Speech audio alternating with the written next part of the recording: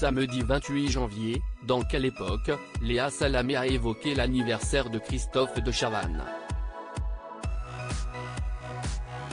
Un sujet visiblement sensible.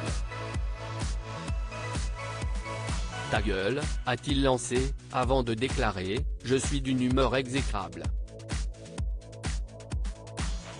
Un duo de choc.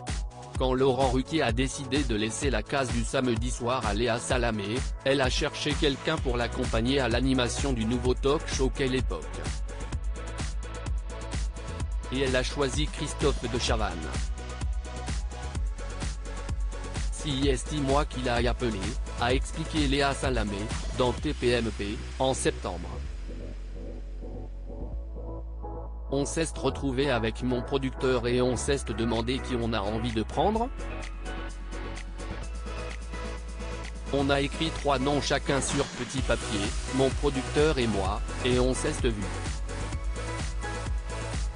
On a donné notre liste de noms que je ne donnerai pas. Sur la liste de mon producteur il y avait de Chavannes, et évidemment de Chavannes sur la mienne. Moi j'étais fan, je le regardais dans les années 90. J'ai grandi avec lui. Léa Salamé et Christophe de Chavannes se sont rencontrés début juillet, et le courant est passé. Il a débarqué avec une demi-heure de retard.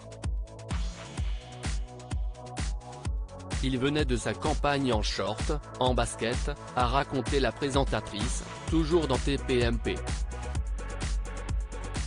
Et de glisser à l'animateur, quand je dis une demi-heure, si pour être poli avec toi.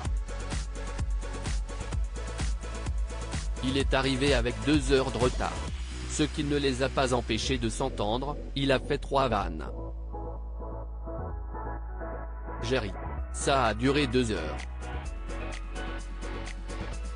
Depuis, ils se retrouvent toutes les semaines pour enregistrer Quelle époque, avec le chroniqueur Philippe Caverivière et le sniper Paul de Saint-Cernin. Et, pendant l'émission, Léa Salamé et Christophe de Chavannes n'hésitent pas à se taquiner.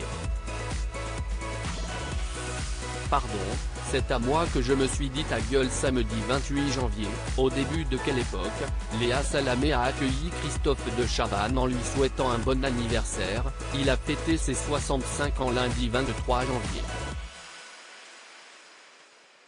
Ça va Christophe?